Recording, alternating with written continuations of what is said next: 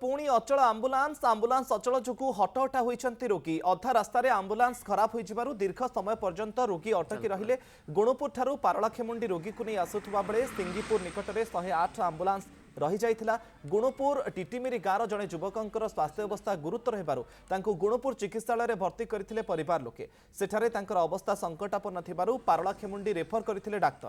तेबे 108 आंबुलांस जोगे पारलाखेमुंडी अणा जाउथुवा बेले रास्तारे गाड़ी खराब होई पड़िथिला।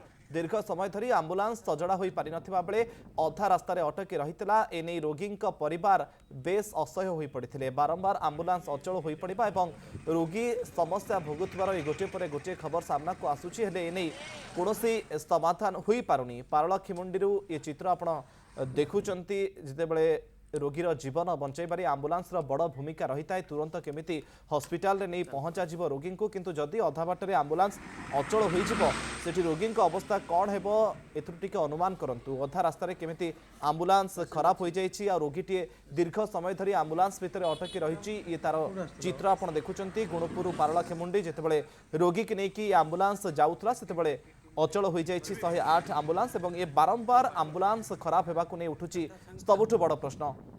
ए संपर्क में अधिक सूचना देवाई पारलाखेमुंडी आम प्रतिनिधि सीतानाथ पंडा आम सहित लाइव जोड़ी होती। सीतानाथ, ये बारंबार आंबुलांस अचल होबार गोटे पर गोटे खबर सामना को आसूची जे प्रकृत में कोठी त्रुटि रोचे ठीक भाव में मेंटेनेंस करा जाउनी कि आंबुलांस जो निरीक्षण करबा कथा ताकू ठीक भाव में करा जाउनी कि?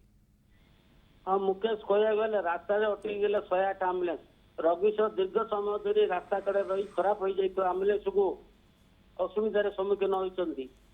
कहया गले गुणुपुर ठारू पारलाखेमुंडी एक रोगी की नहीं आसला बेले सिंगीपुर निकट में गाड़ी खराब होता देखा मिलता जे गुणुपुर टिमिमिरी ग्राम शबर नामक जड़े जगा शबर नामक जन युवक स्वास्थ्य अवस्था खराब था। प्रथम गुणुपुर चिकित्सालय भर्ती करते तार असुविधा टी पुणी है